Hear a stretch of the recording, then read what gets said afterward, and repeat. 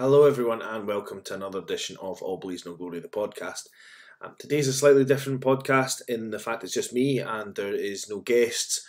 It's not a rant podcast, it's just a bit more of a self-discussion or a bit of a story, I guess. Talking about something that's quite prevalent in nearly all the sports that I watch the most, and certainly in rugby circles, concussion. I'm not here to tell you about the medical side of concussion. I do not have that knowledge. I'm not a doctor. I'm not here to lecture anyone about concussion. I'm just simply here to tell my story, and you can make of that what you will. And if there's lessons to be learned from it, then great. So basically, the reason I'm doing this is that I follow Progressive Rugby on Twitter. And I listen to a lot of their ideas and stuff. So I want to talk about some of their ideas as well at the end of this. But I do think it's important that people maybe hear real stories about concussion. So they maybe aren't as quick to tell Progressive Rugby they're just trying to ruin rugby, when I don't think they actually are. I don't agree with all of their ideas, but some of them I can see the point in. So first and foremost, I first got concussion well before I started playing rugby. In fact, I was quite young. My mum used to be an ice steward in Perth Ice Rink and used to sometimes go on the ice in shoes to do bits and pieces with them.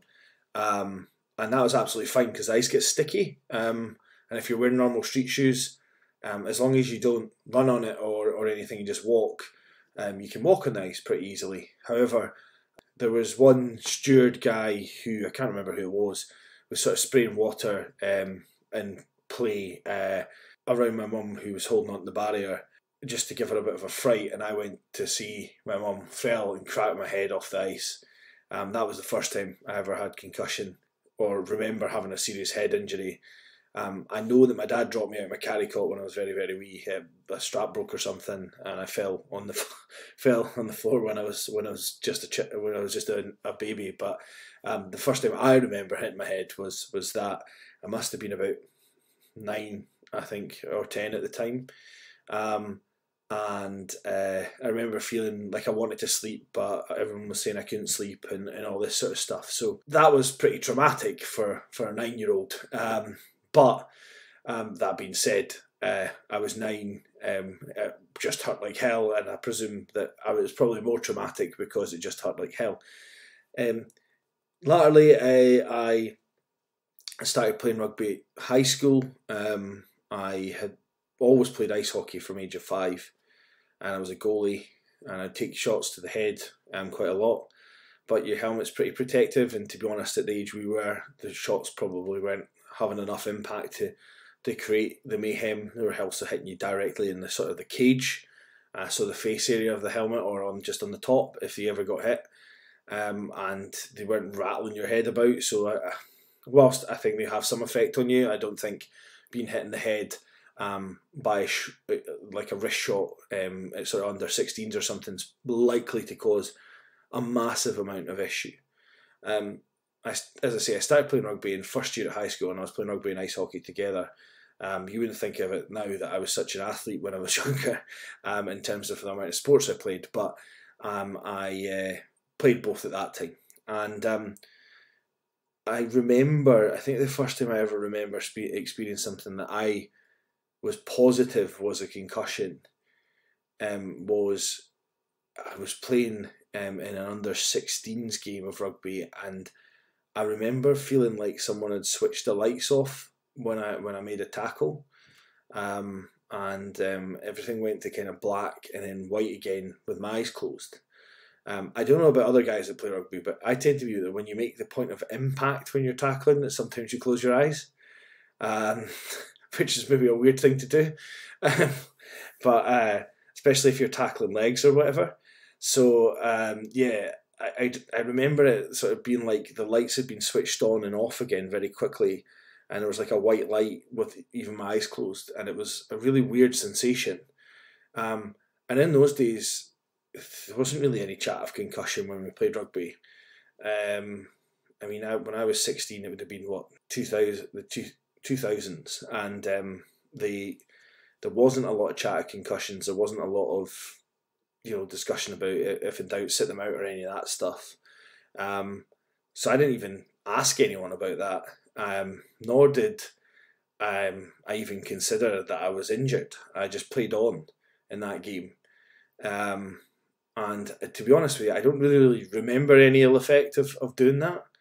I don't remember having any issues sleeping or anything like that. Needless to say, in my junior career, that happened maybe a couple of times. And then when I was 18 or 17, sorry, I stopped playing rugby because funnily enough, a weird time to get injured, especially for my size and girth, was playing sevens, and I ran into a ruck.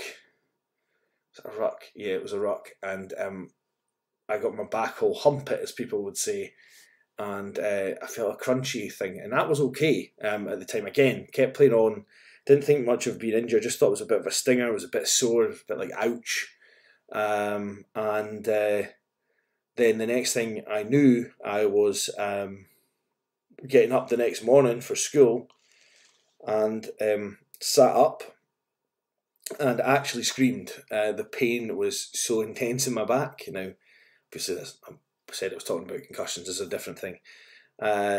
Went for scans and stuff, and it transpired I fractured a vertebrae in my back, and the sort of spongy stuff between had been like a sort of squished jam piece and sort of come out a little bit. Pretty gruesome. It was suggested I shouldn't play anymore. So I decided to give up. I was going to uni. At that time, I had stopped playing ice hockey because I was concentrating on my hires, and I thought when I went back to uni, I'd go back to playing ice hockey because I knew how to protect myself a bit more on ice hockey. I'd skated my whole life, so I thought, well, that'd be a bit more protection.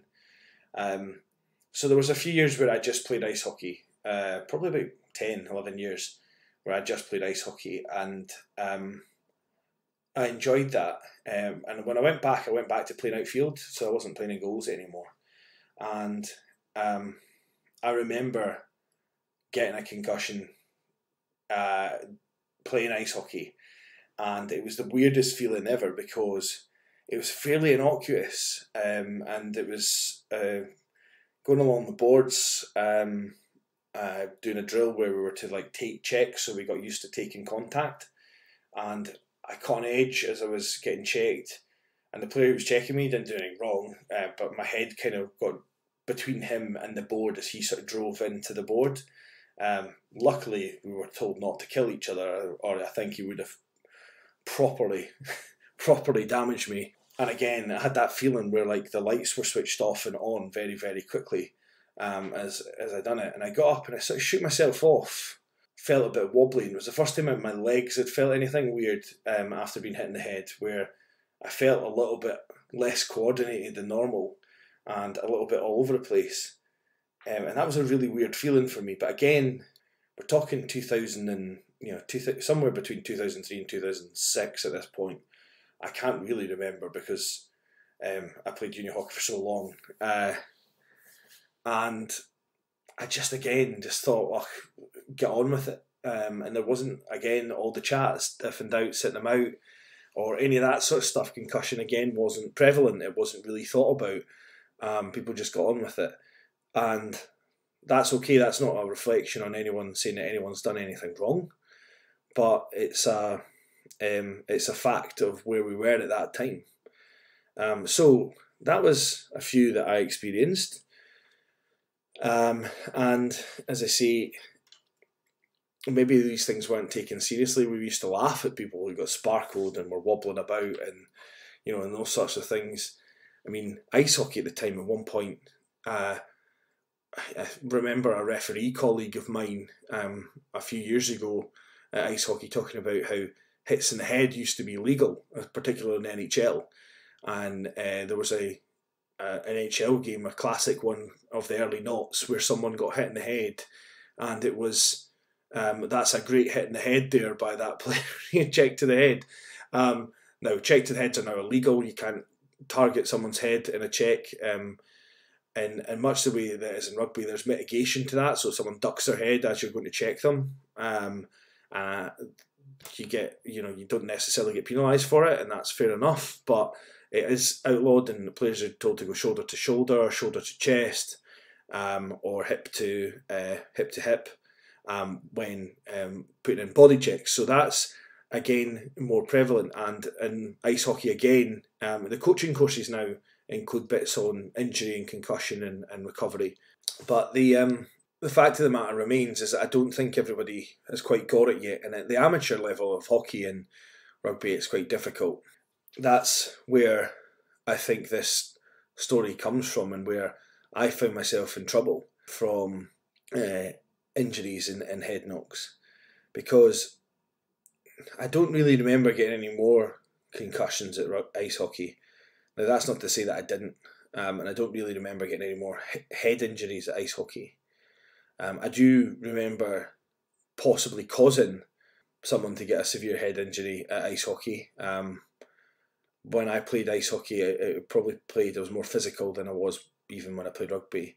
When we played checking, and I remember hitting a player, a body check. It wasn't anything illegal, and that player, I hit him with force into the barrier to get a hold of the puck.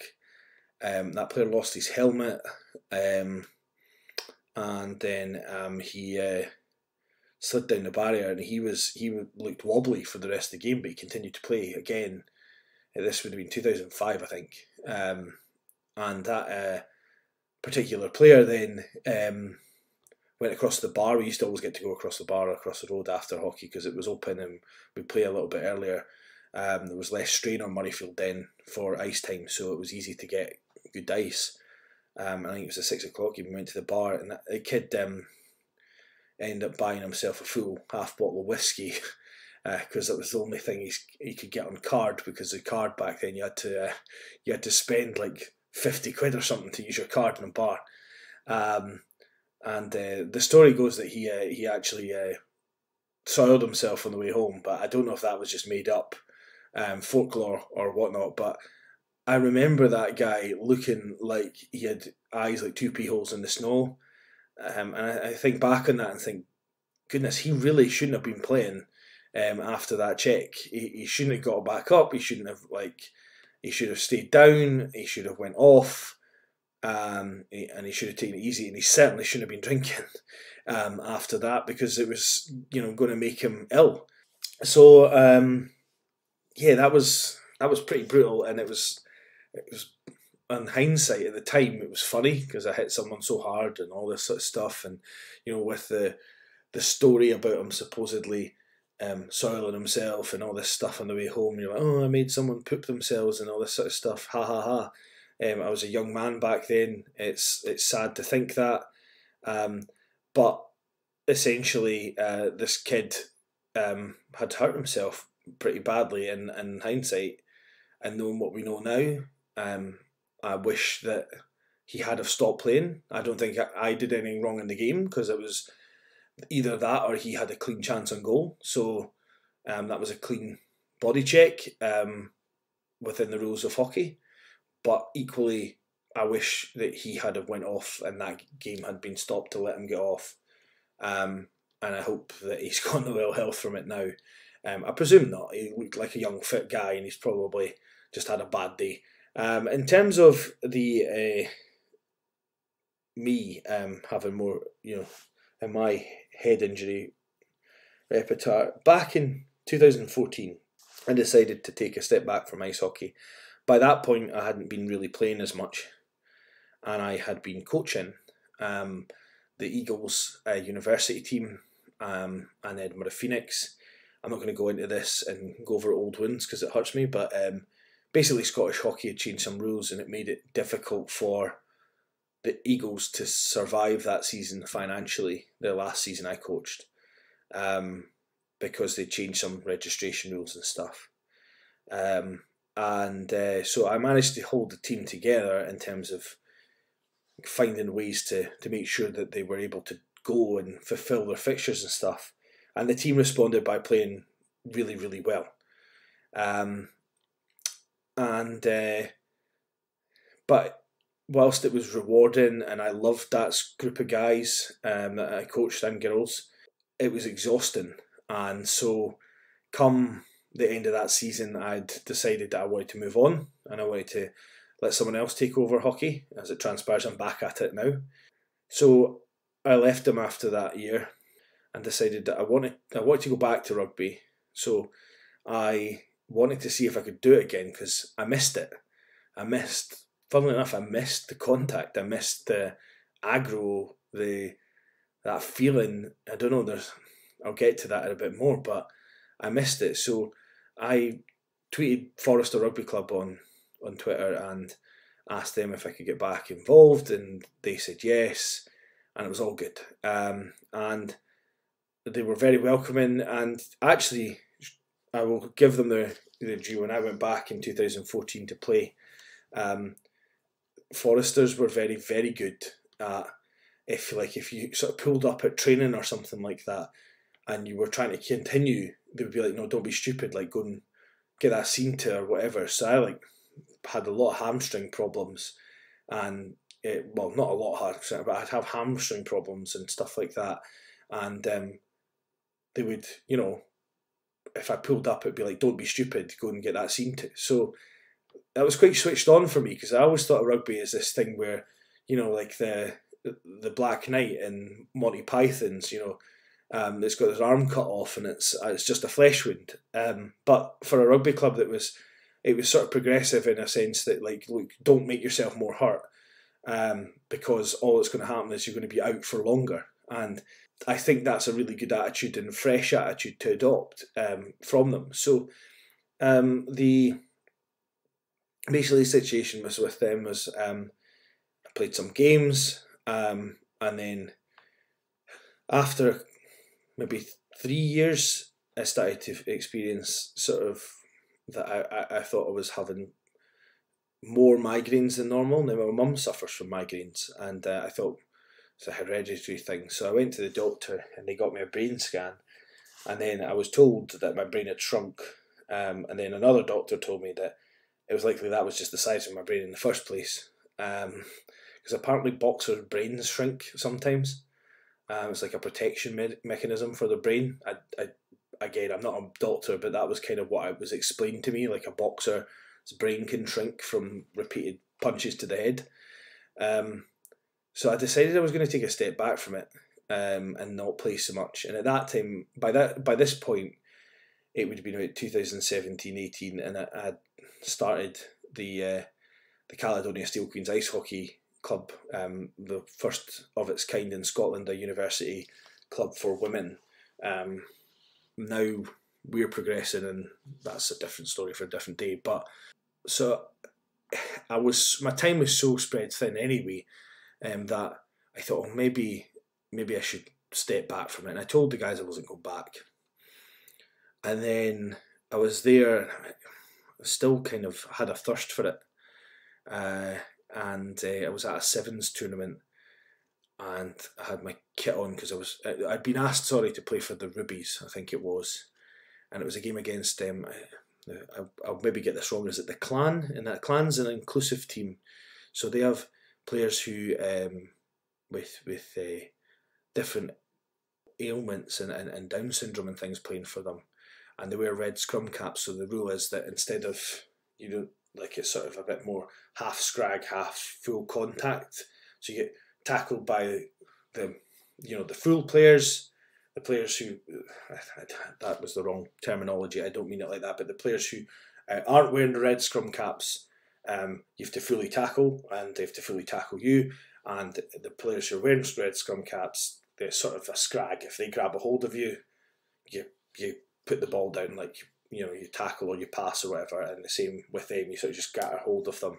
And it was a good, fun game, and I quite enjoyed the little bits of contact I had in that with the different players. So that was all good. And I thought, well, maybe I could do this a bit more. So I started to get called up into the seconds. I wasn't training, but I was playing a bit of seconds rugby, just SOS and all that sort of stuff. And that was fine. I was playing maybe the 2 or 3 games I played. I was maybe, I don't know, maybe getting 10 minutes of time or 15 minutes of time if I was going, and I was quite happy to just be there with my kit on in case they needed anyone. And then into the summer of 2021, and obviously after COVID, where we had been away from rugby for a wee while, there was the chance to come back and play a little bit more, and there was a Rubies game, which is over 35s. And that was the first time I thought, well, maybe I could get back into doing this. So I went to the Rubies game. It was quite a funny game. We were all playing in dresses in Brecon. It was a charity game. And I didn't have a clue who half the people on my team were. And it was just carnage. That game was pretty good because the rucks weren't really rucks. It was just people falling all over the place. And, you know, it was a bit of a shambles, but it was great fun. And there were some good tackles and stuff like that in that game that were all like quite classic tackles. But then from there, I played at the Edinburgh City Sevens as a 10s team over 35s. That was really physical. You know, bumped off by players like Graham Beveridge and stuff that played for Scotland. And then I went and played a seconds game. And this is where I realised that how bad concussion can actually be for a person. So that second 15 game I played was for Foresters against Corstorphine Cougars, I want to say. The game was played in November 2021. And I turned up there, I thought I was going to be on the bench. And as sometimes happens with second 15 rugby, as it turned up, I wasn't on the bench because somebody had pulled off, they got called into work or whatever, and that's pretty normal for second 15 rugby.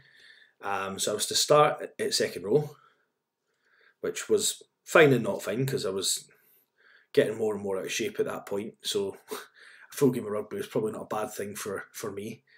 And it was in that game that I took a knee in the head. And I'd taken knees in the head before, and I know I had, but this felt, I felt it, and I was like, right, knowing what I know, because I'd stepped back from rugby and thought that I'd had this shrunken brain and everything, I need to come off. So I went over and I didn't say what it was, I just said, is there any subs? No, there's no subs that can come on for you. Now that wasn't really anyone from Forrester's fault because I didn't tell them why I wanted to come off. I guess I didn't want them to worry if they didn't have any subs, and I didn't want them to go with 14, even though it was second 15 rugby, and a lot of people would say you're an idiot. So I played on for 80. To be honest, I don't remember getting hit in the head again. So that was what happened. Now the next day, well later that day, I felt like I'd had a migraine, and I thought it was maybe just because I'd played 80 minutes not expecting it, that I'd have lack of fluids. So I was drinking water and stuff. I didn't go for beers or anything like that because I'd stuff to do that day afterwards. And then those migraines got worse. I had days where I was having to not go into work first thing in the morning because I'd wake up and my head would be like really, really just like to the point that you couldn't move because of how sore your head was, and it was a horrible, horrible sensation. So I thought a bit more on it, and I was like, it must be from that head knock. It must be from that hit in the head. And I decided then that it was the time to say, look, I can't play contact rugby anymore because it's so bad. Now,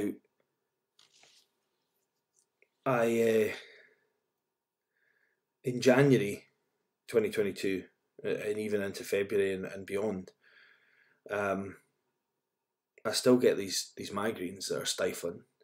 My coordination's not as good when I'm walking. It's not like, just some days I feel like I'm not dizzy. It's just like my legs don't work the way I want them to.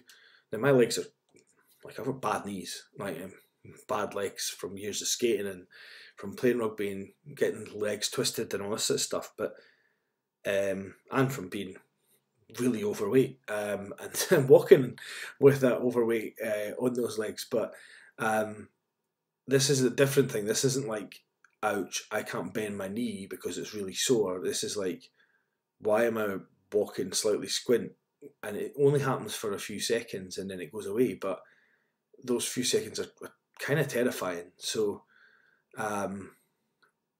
yeah, I'm not going back to contact rugby.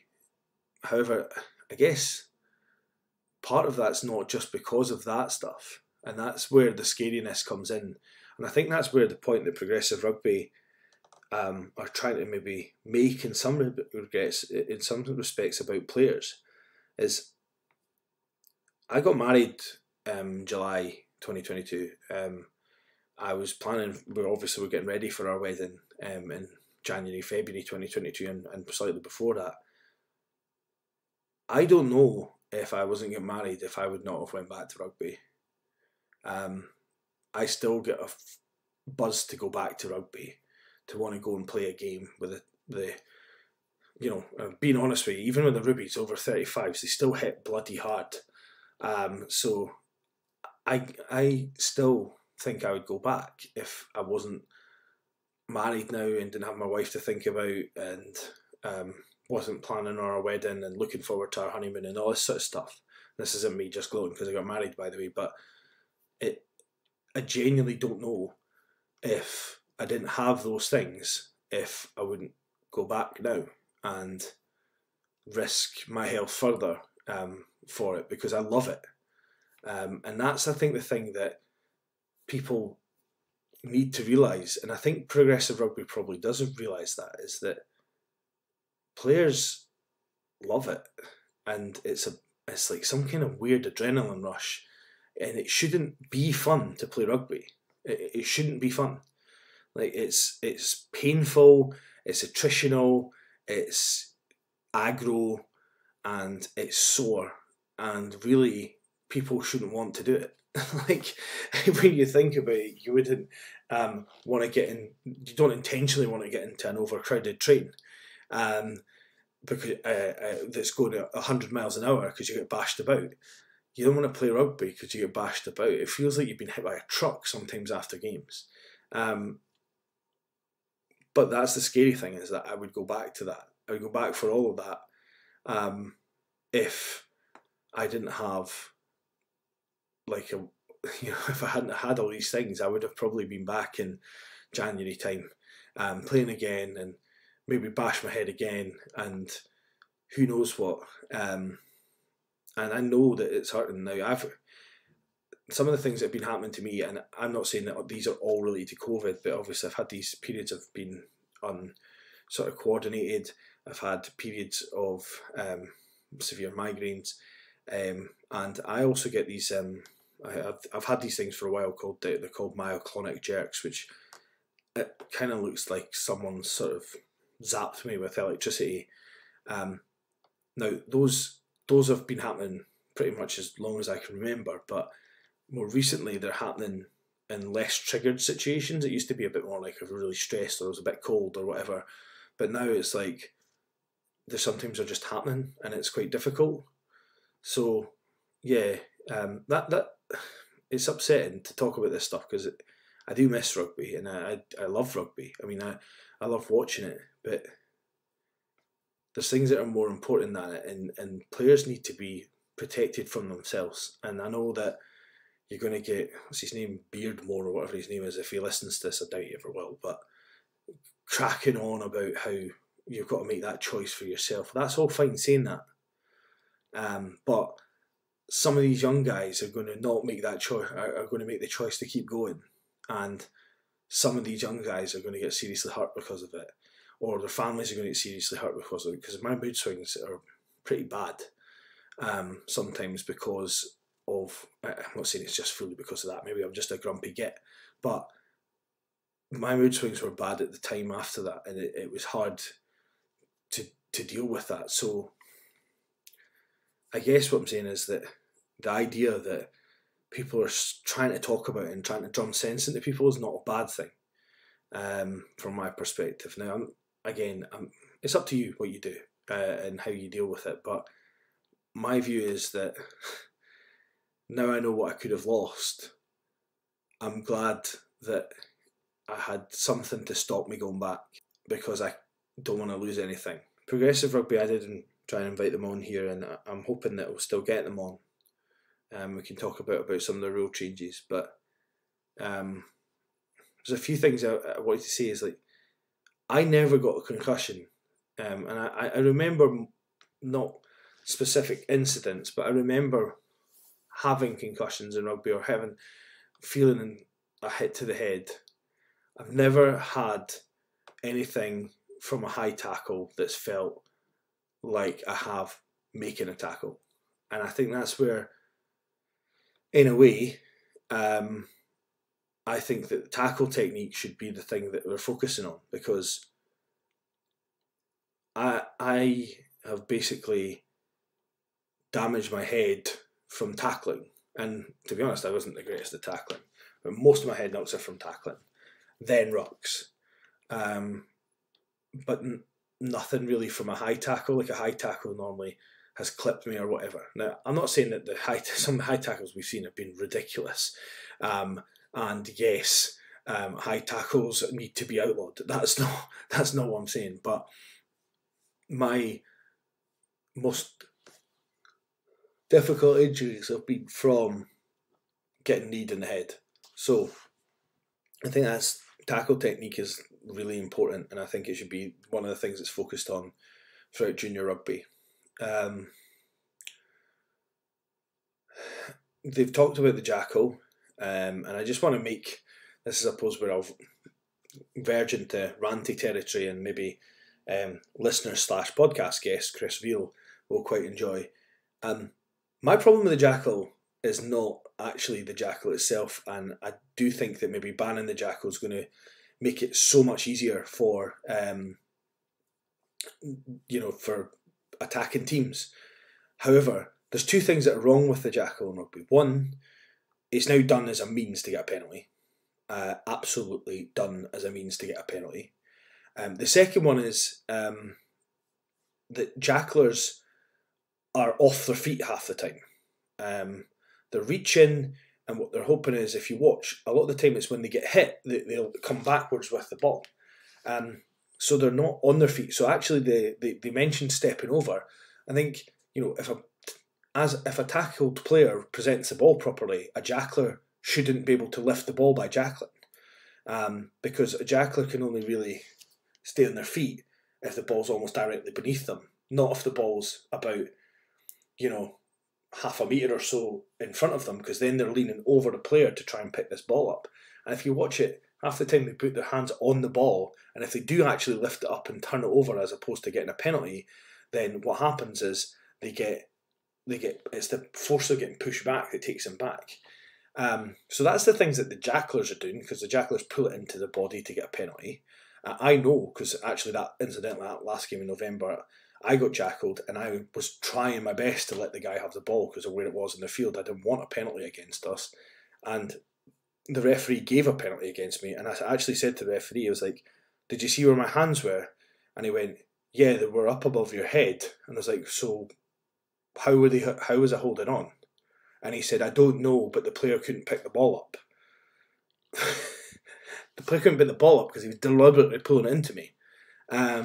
So that's two of the things that the jacklers are. It needs to change about jackling. It needs to be a straight lift of the ball, and if the ball is presented properly, the jackler shouldn't be able to do it. The other thing that they need to do to protect jacklers is stop attacking tackler players rolling. Now, Jamie Ritchie was pinged for that against Argentina, and folk were kicking off saying he was really stupid for doing it. It was a bit daft by Jamie Ritchie for rolling like he did, but I then went to Edinburgh and Munster, and a player rolled like 3 times. And then the referee gave a player against Edinburgh a penalty against Edinburgh for a player being off their feet. A player doesn't need to roll that many times. A player might bounce and roll once, but a player's not going to roll 3 times after being tackled. That is a player rolling. So that needs to be picked up by referees. And if referees start pinging people for rolling, they'll stop rolling. And then it'll be much safer. The rucks will be much safer. It's all the farting about in rucks with players trying to get a little bit of an advantage to stop the defender getting the ball that is the reason that this is happening. So that's my take on it. And you can make of that what you will. But that's what I feel about Jacqueline.